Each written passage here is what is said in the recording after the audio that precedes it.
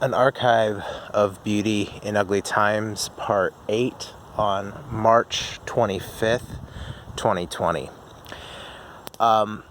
This is a beautiful residence that I just passed by on my bike ride. I'm trying not to capture any details that would actually identify the location. It's really not my place to share somebody else's address.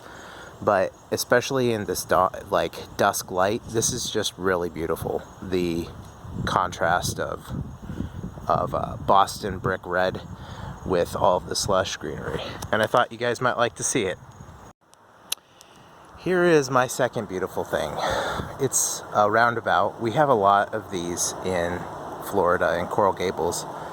But I've always been struck by this particular moment where you have the street light right here shining through the trees, the yellow crosswalk sign, and then the blinking light down the road. This is a beautiful intersection overall. It's one thing you can say about Coral Gables is that it puts energy into making the place pretty. It calls itself the City Beautiful, so it makes sense. Okay, I will check in with you guys at one more location in a little bit. And here is my last beautiful thing for the day. This is Merry Christmas Park. I believe that's actually somebody's name.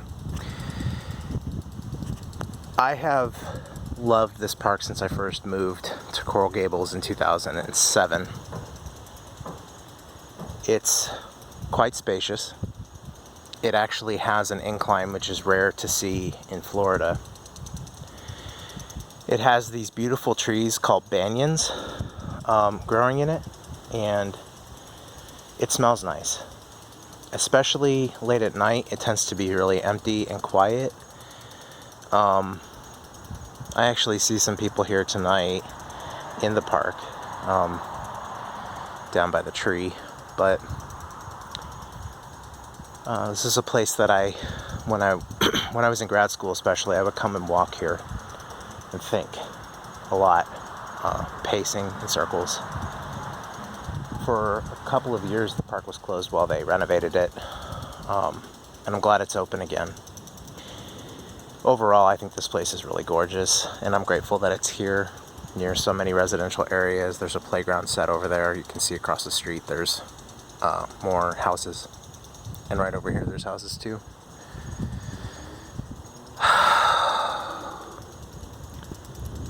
Today is the 15th day of my almost total social isolation.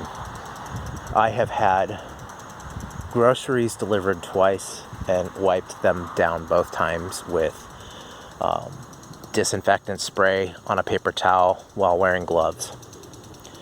On Saturday night, I had a pizza delivered. I asked the delivery guy to set the pizza down on my doorstep and let me kind of pick it up on my own. And when he knocked, I waited a bit and then went to the door to open it, and he was still standing there with the pizza. He was about 4.5 feet away from me and wearing a mask. And when he gave me the stuff, he said sorry. I don't know why. I gave the guy a $10 tip, as I have given to the grocers who have delivered my food both times. I have mild asthma. I'm not at great risk, but I feel apprehensive enough, especially with my OCD. I just don't think that it's the right thing. If I can avoid going to a store where there are people, I'm probably making the best choice I can make with my resources and my own psychology. I can't afford to have a nervous breakdown in my apartment alone. I mean, I literally haven't touched another human being for 15 days. It's tough. I'm not overwhelmed, at least not yet.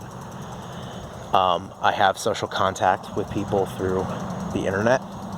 My family has been talking to me regularly. I've been talking to friends that I haven't talked to in years. It's actually been really fantastic on those fronts.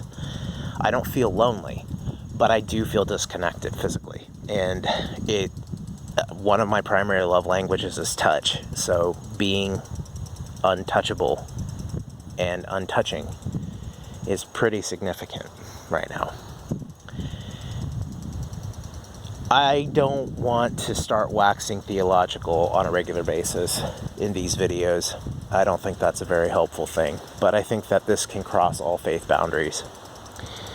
In the Gospels, we hear stories quite frequently of Jesus healing the lepers.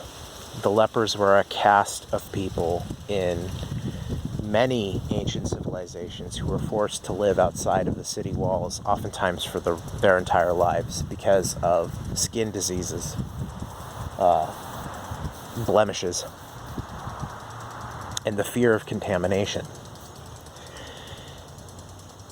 Jesus touched the lepers when everyone else would not. And it's only in the context of being so alone that I really understand how much that means.